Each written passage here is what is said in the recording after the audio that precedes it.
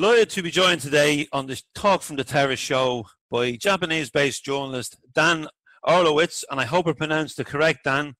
Philadelphia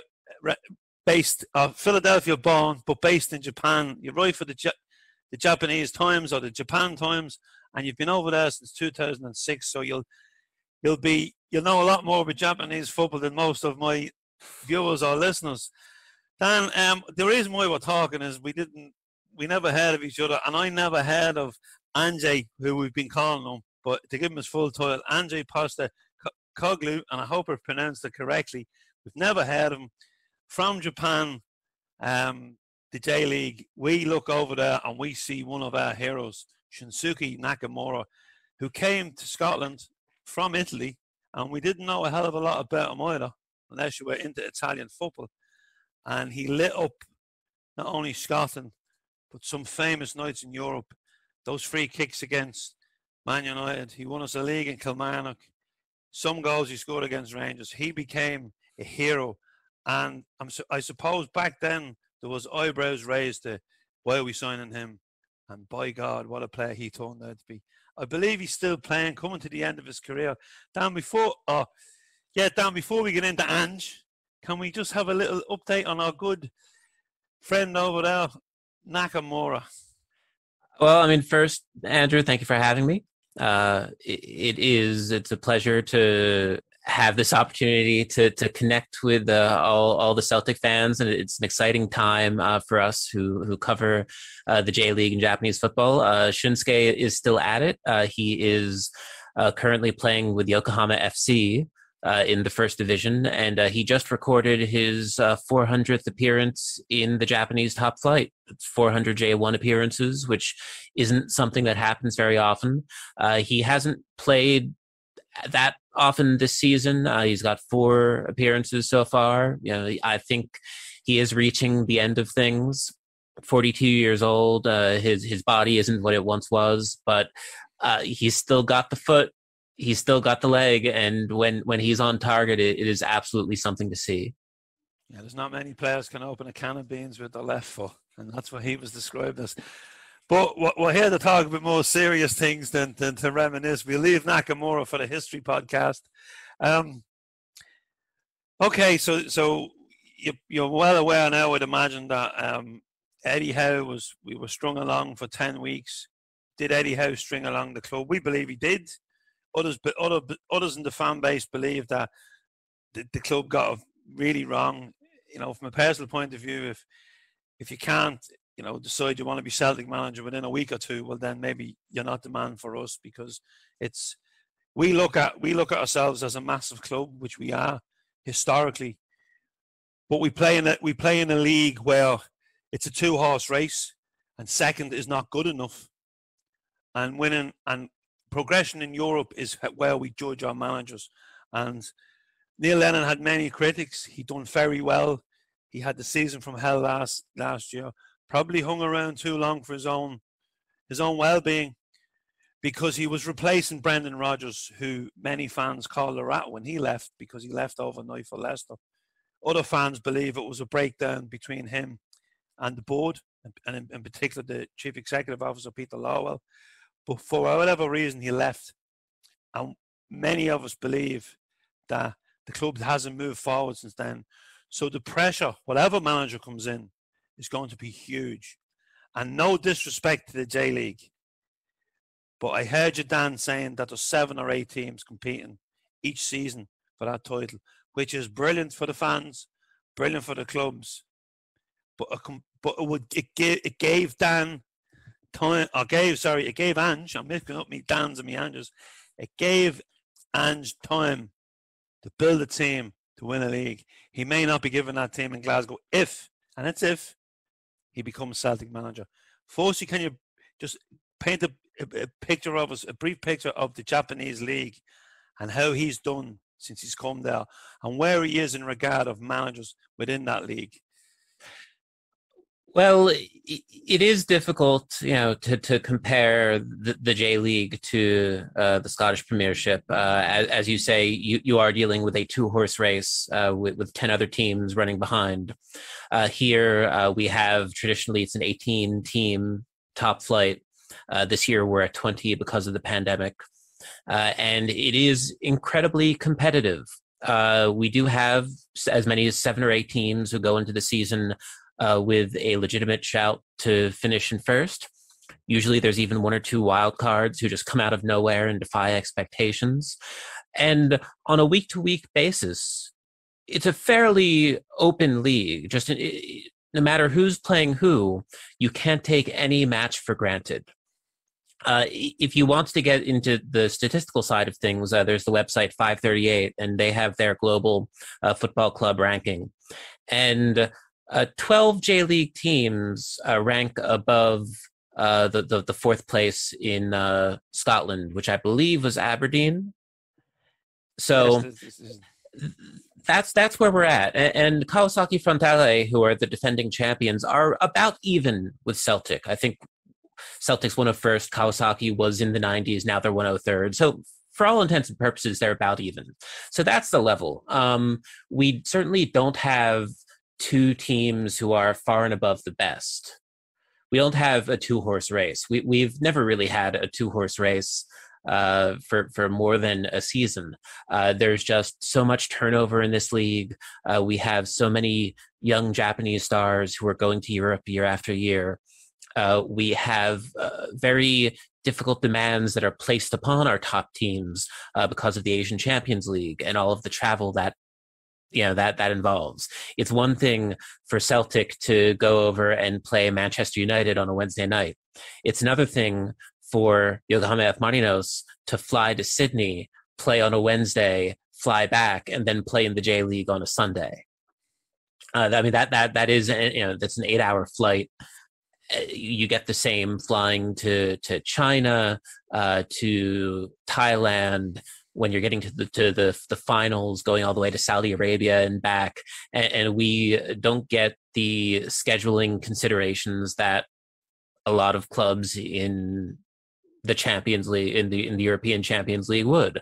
So it is tough to compare it one-on-one, and I think that the quality of play in Japan is impressive. It is a very different kind of game from what you will be used to in Scotland. It does rely less on physicality. Our defending is not as good as you will see in some European countries, but the agility, the technique, the skill is pound for pound. I've had this argument on Twitter. The J League being a top 10 league worldwide, not top 5, not even top 6, but somewhere in the lower reaches of the top 10, is absolutely not an unreasonable statement when you look at the depth, when you look at the overall quality from first to last place, when you look at the level of the players we're bringing up, and when you look at the clubs overall as a whole in terms of their grassroots setup, their academies, their financial picture.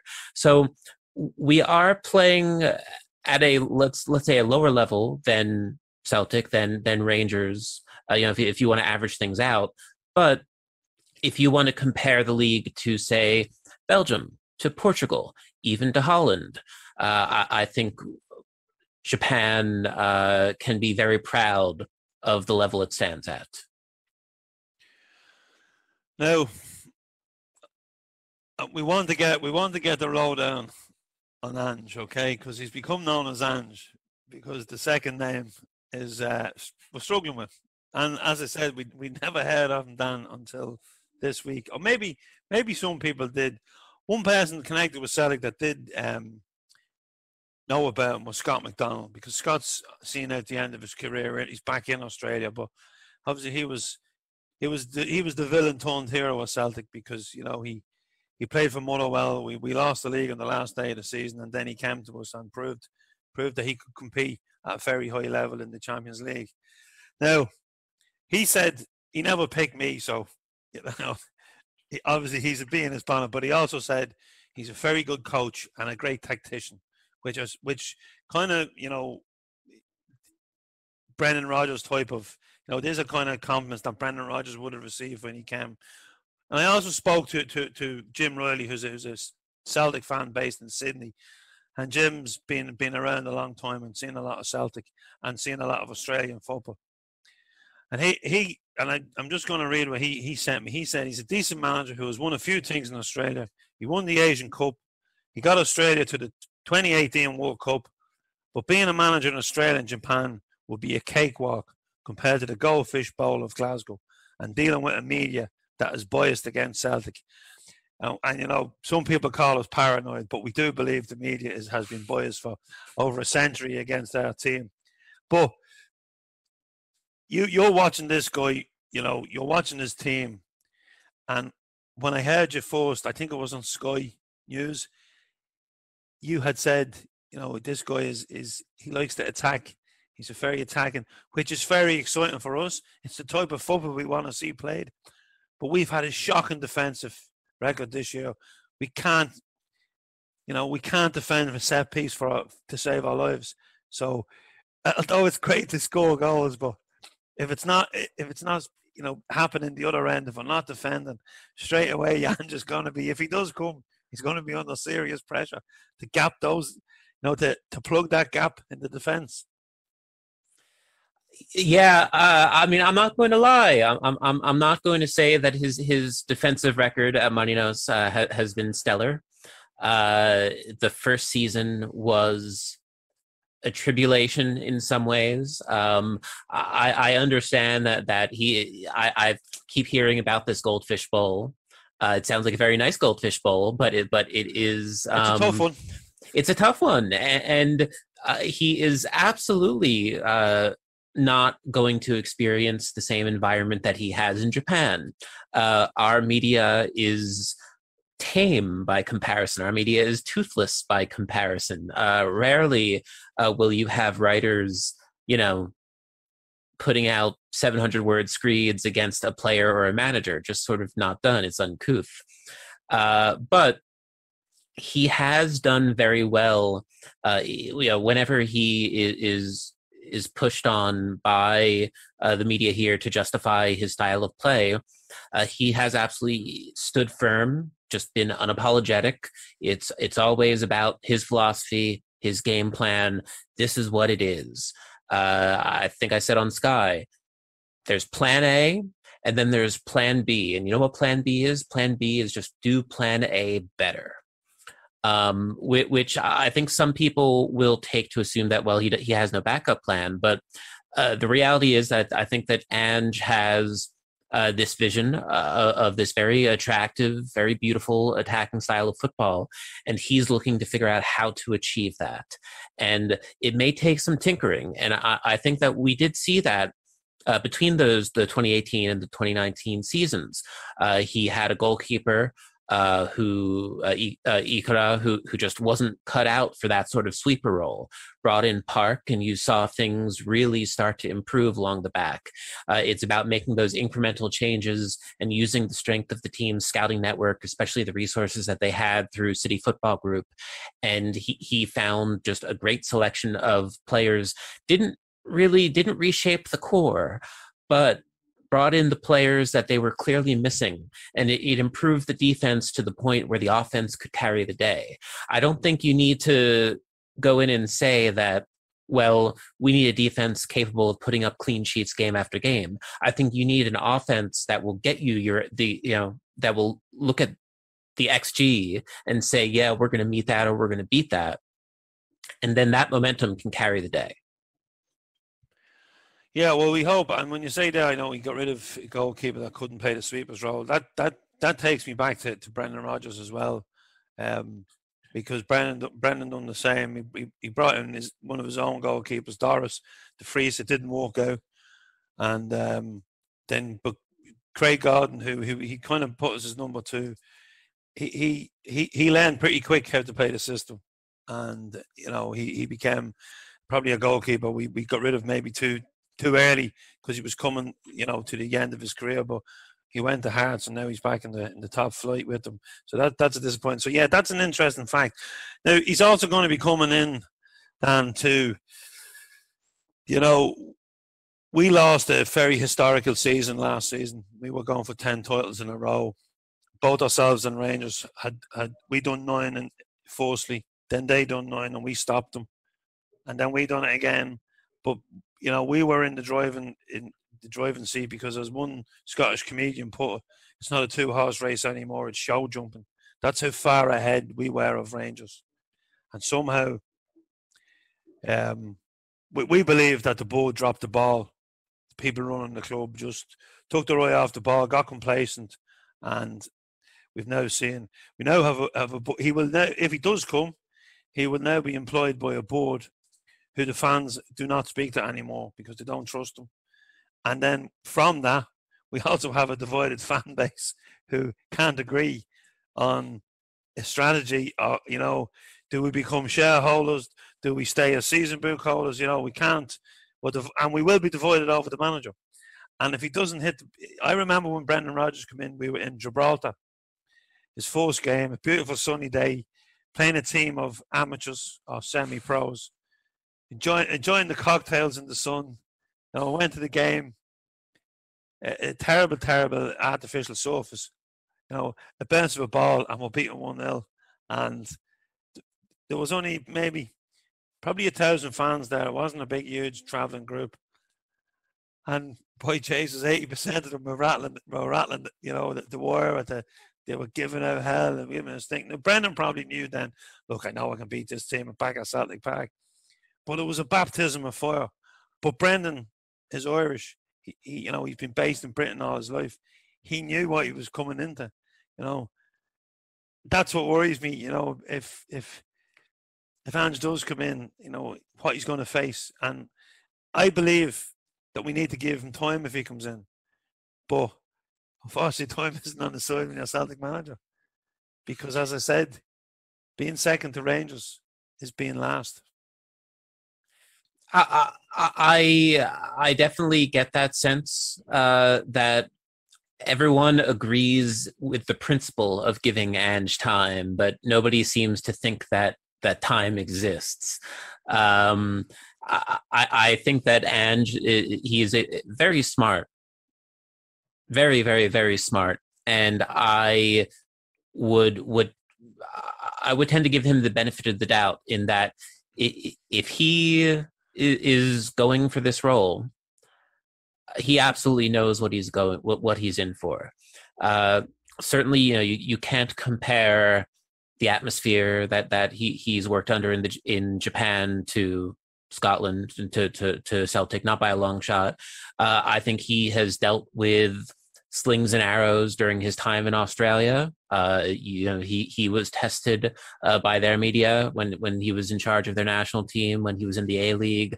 The media down there is not necessarily football friendly, and even the ones who are football friendly, they can't seem to really get on the same page most of the time. So that the sport is very much developing there and fighting itself in addition to fighting off cricket and Aussie rules and rugby. So it's a very he's been raised in a very unique environment.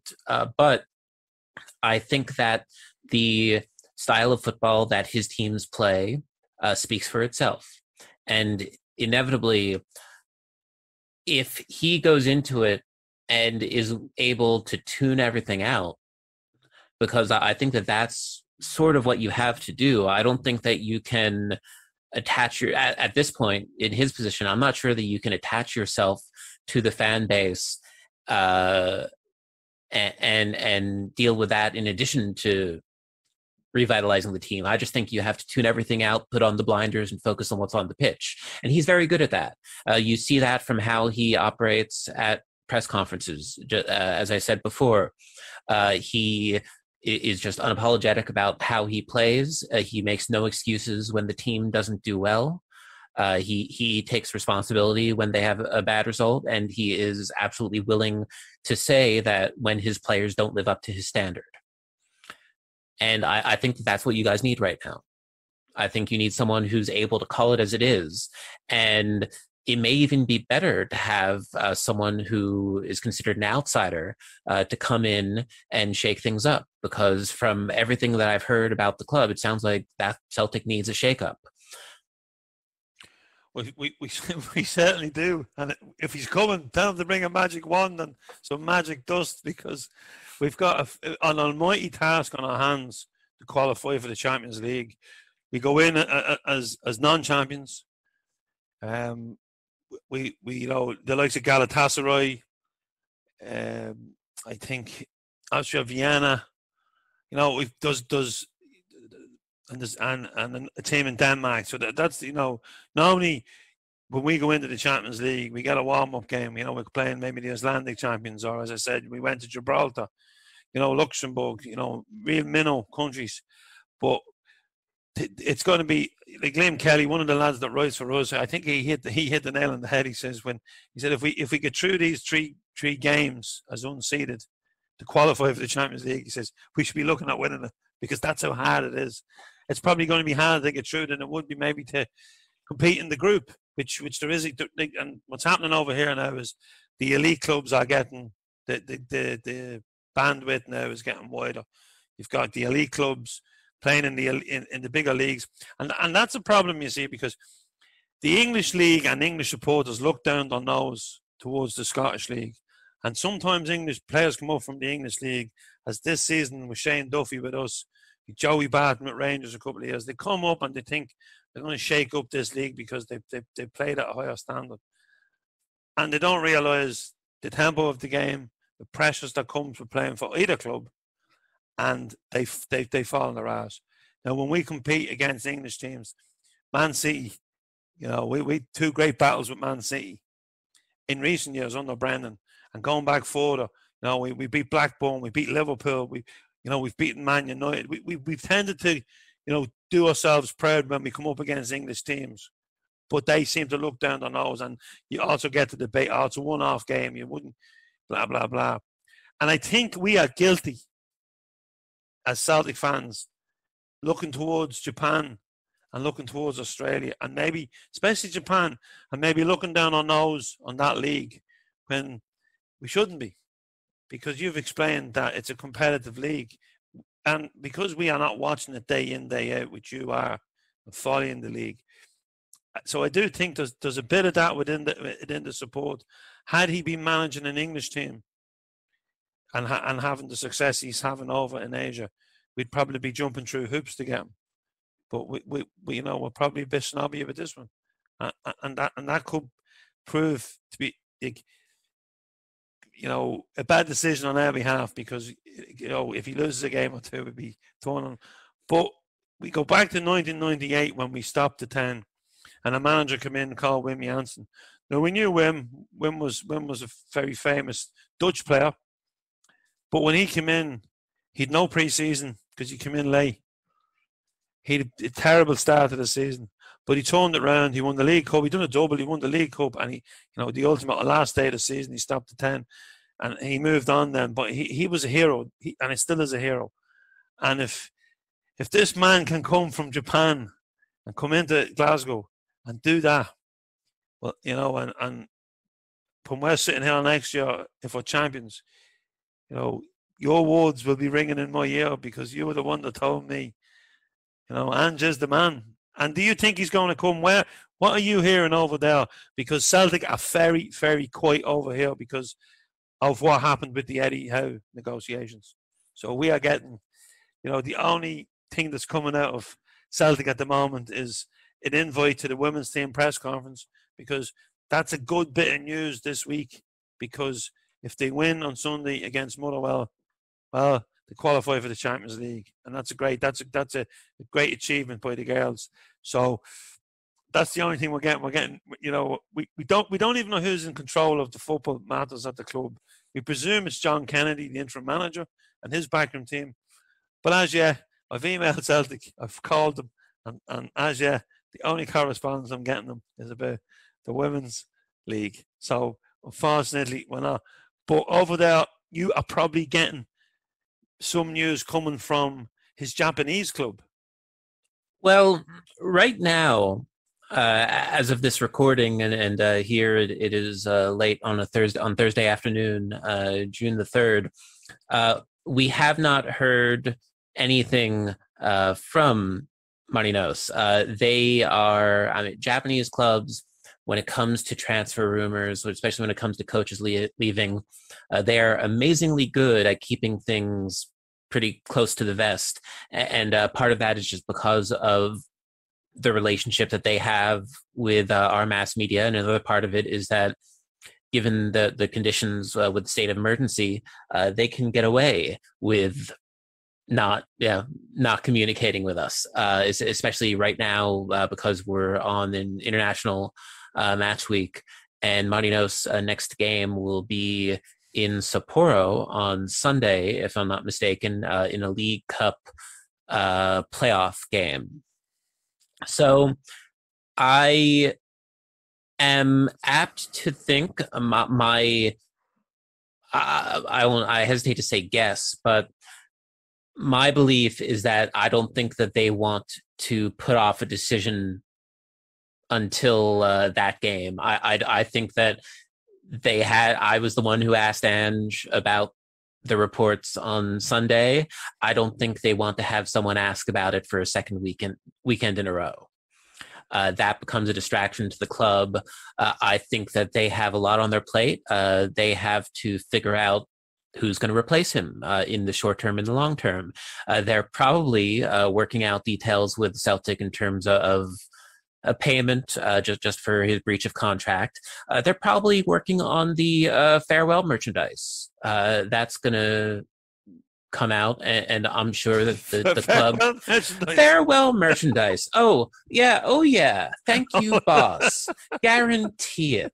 There's going to be T-shirts. There's going to be the towels. There's going to be a commemorative uniform. There's going to be the commemorative photo frame and keychain, the mug, the beer. The I promise you, I will send you a T-shirt. I look forward to receiving it. You know what? If you want to trade, I'll get you the thank you boss scarf, and you can send me a Celtic scarf. I'll send you over a box of goodies. Deal.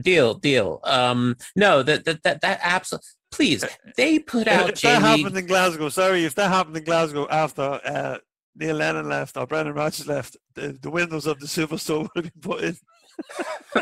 Well, no, I mean, but again, I think that illustrates what a different atmosphere we're in. Players get merch for their 100th J1 game, for 200th, 300th, 400th. I can understand that. Yeah, but no, thank you, boss, because you know what? He got them their first title in 15 years, and he damn well deserves it. They should put up, if he'd gotten a second title, they would put up a statue of him at Nissan Stadium. And he would have earned it. He is, it doesn't take much to leave a legacy here, but he has gone above and beyond, not just in terms of the title, but in terms of what he has done to create a positive image surrounding the club and to establish a vision. And I think that whoever comes after Ange is going to have a very difficult time filling his shoes, because this is an organization that is built around executing his vision on the pitch. And it is incredibly difficult as a foreign manager to come to Japan and have that happen. Normally, if you're a foreign coach and you come here, they may be riding on your expertise and your CV, but you are expected to follow what the front office wants in terms of transfer policy, in terms of having a budget. You do have to step in line a bit, but that isn't what's happened in Yokohama. The organization has helped him get what he wants in terms of player targets, in terms of the kind of players he's looking for, in terms of just everything, in terms of training environment. And it does take someone, you do have to do a lot to get that situation. I think part of it is because of the influence of CFG. They do have, it's close to a 20% stake in Marinos. But part of it is also that, he's got this I hesitate to call it a magnetic personality, because he can be quite gruff at times, but he makes you want to believe in him. And the club did, and they were rewarded for it. You saw that after 2018. Some fans were nervous, but nobody decided, well, we're gonna he never lost the locker room, and he never lost the stands. And what way does the structure work there, Dan? Just before we wrap up, what way does the structure work over there? Does he have a director of football? Did he bring his own backroom team in? Did he inherit some? Did he have a kind of one of the Japanese coaches in the dugout with him as well? Because ideally, if he was coming to Celtic, because we don't have a director of football at the moment, we don't have a chief scout because he's left. Nick Hammond has left, so we'd be kind of looking. It looks like we will have a director or a sporting director or a director of some kind of football matters. That's what the rumour is, but it's possible at the moment at Celtic. But, when Brendan was there and Matt O'Neill and Gordon Strachan, they always had the back rooms. They always brought out trusted lieutenants in.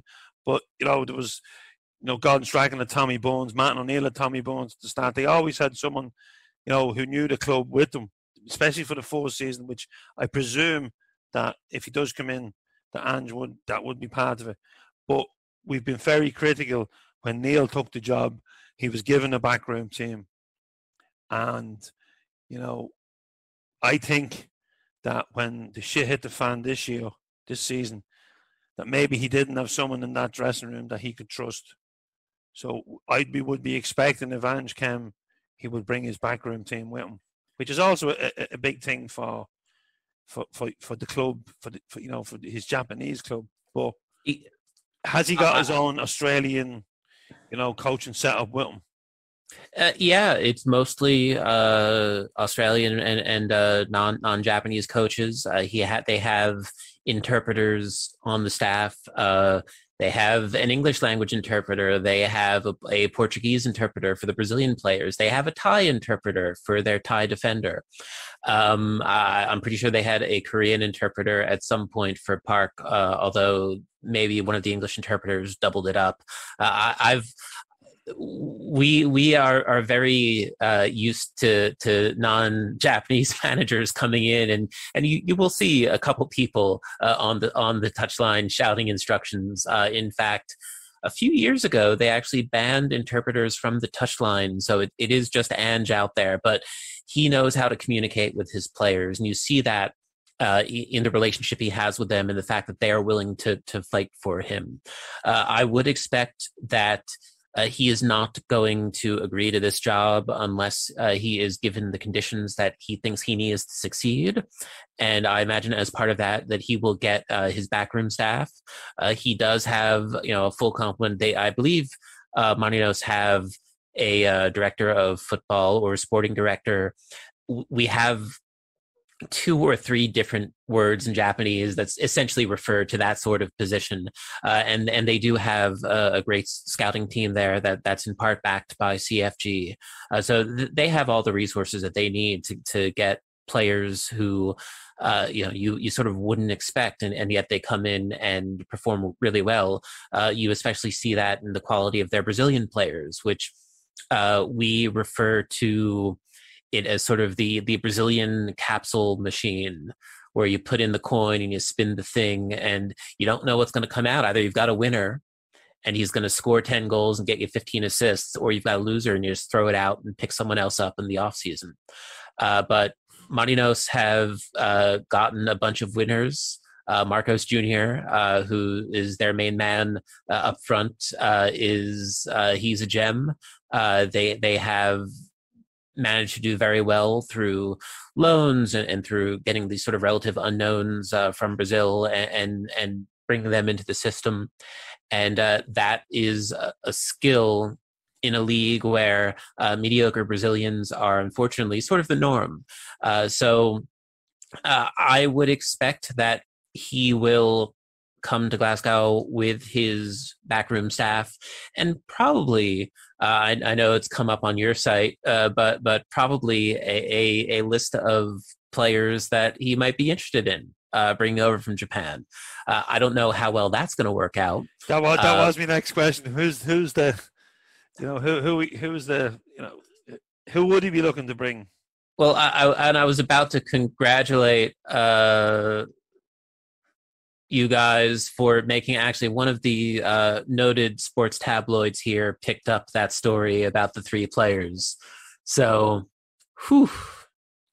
64 Hail Hail is out there, is being cited in Japanese media. It is, that is going to become an issue of its own this summer, because I think when the Celtic fan sites are going to start speculating. But we don't speculate. You don't speculate. No, we try not to. We try to stick away from the tabloid type stuff. But I think there will be some. I'm expecting you to call me and give me concrete evidence. Okay, but what's going to happen is that stuff's going to be published over there, and then Japanese media here, who can't really tell the difference between discussion between bullshit and not, are going to translate it in good faith, and then Sky is going to report on Japanese newspapers reporting on the cycle has begun. Welcome to silly season. Japanese silly season is a thing of beauty and of horror, but it is it's going to be fun, and I think that there are legitimately several players who I think are going to be good candidates for to be poached. I wouldn't say poached. Well, I guess yes, poached. It's going to be Daisen Maeda is a name who's come up. He plays for Marinos. He is likely going to be a selection for the Olympic team. He looks like he was meant to wear hoops, I gotta say.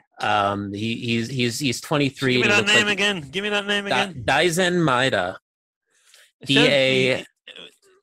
He doesn't sound that he's a Japanese or an Australian. Is he German? Is he of German? No, he is Japanese. Here, let me. I can even. I can't share with you right now, but I will post a link to what he looks like. Send me something more, and we'll have a look at him. I'm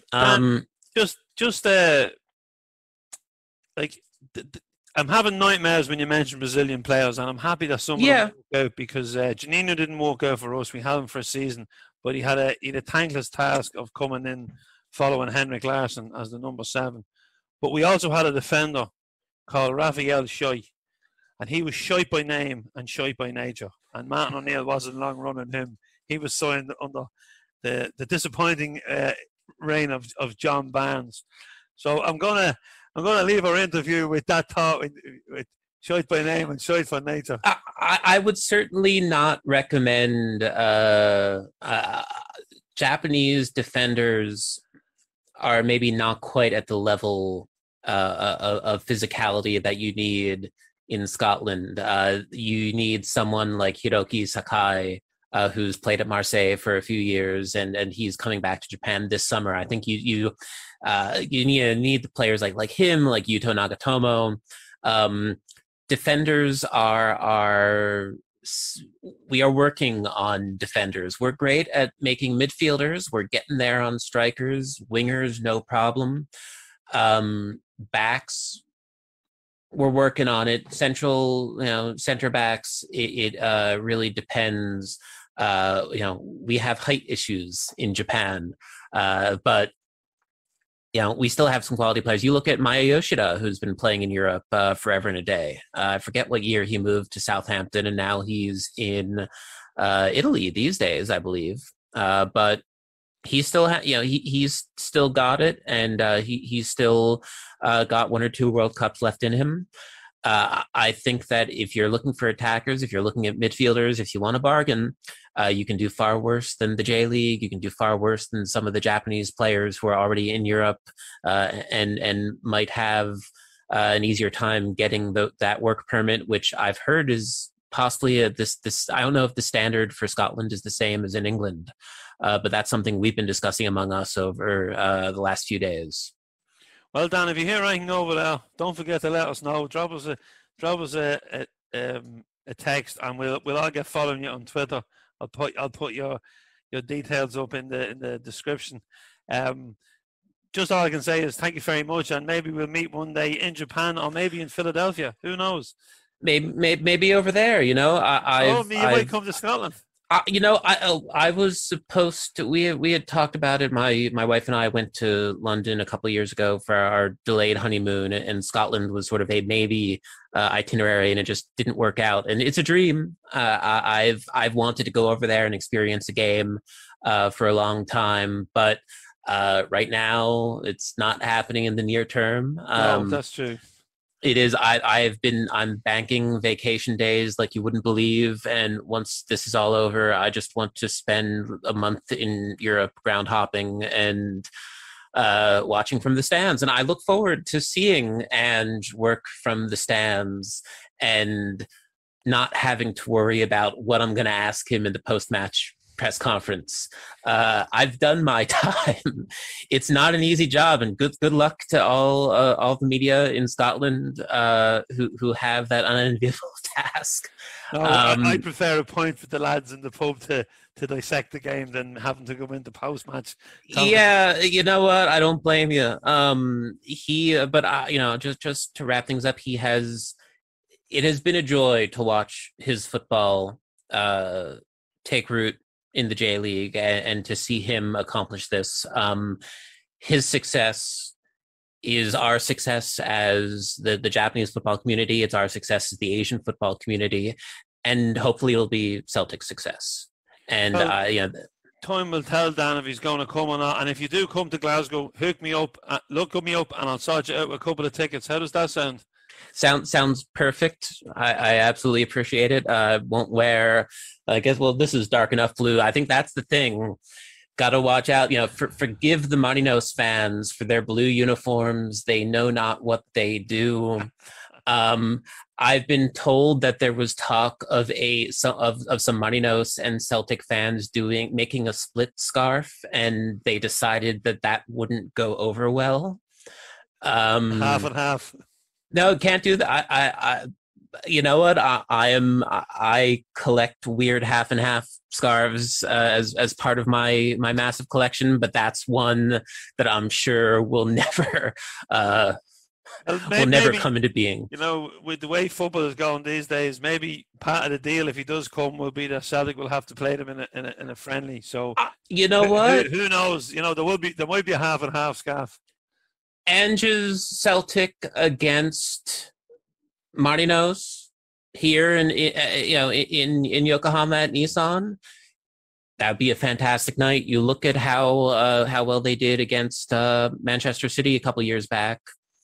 Yes, it's a friendly, but it's quality. When two quality teams play each other, doesn't matter who's on the pitch. You can tell the quality, and certainly can. Well, hopefully we're getting out of the way days to Japan. I'm sure the lads will be rubbing their hands going, just tell the missus I'm going to football, or the missus will tell the lads I'm going to football, and we'll all head off to Japan for it. You know what? I not the same sport, but I covered the Rugby World Cup here a couple years back. Scotland fans were amazing.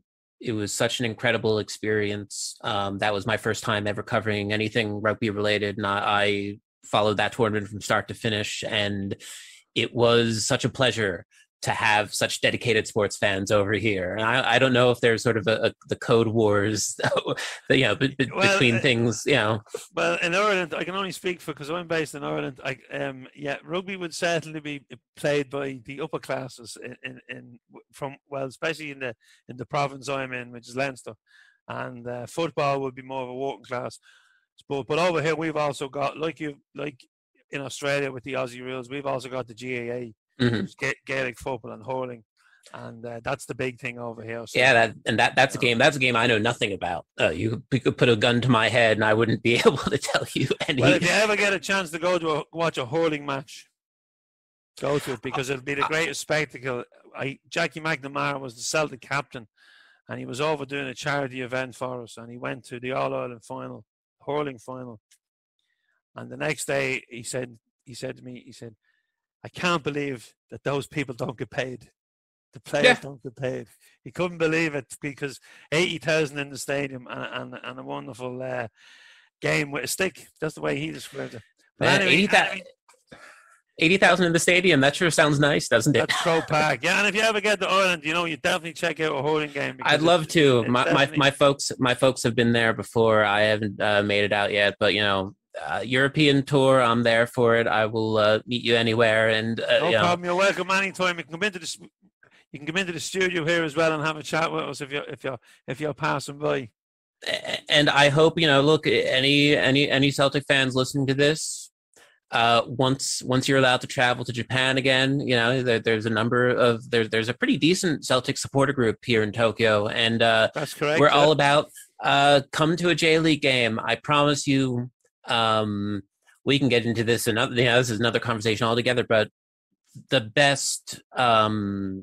One of the best match day atmospheres and experiences in the world. And I've seen quite a few, and I say that with confidence. We are very proud of our league, and we have amazing football, amazing food, just amazing fans, and it's like nothing else you'll ever see. Well, Dan, thank you so much for giving us not only an insight into Ange, who you speak very well about, I have to say.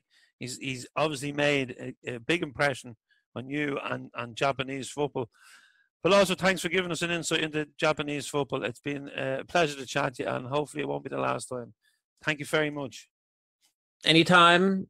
I hope I've managed to calm your fears a little. You have indeed. And folks, don't forget to hit the subscribe button if you're watching on YouTube, and we'll also have it out on audio on the podcast, on the Celtic Soul podcast. So thanks for listening, and thanks for watching. And thank you, Dan.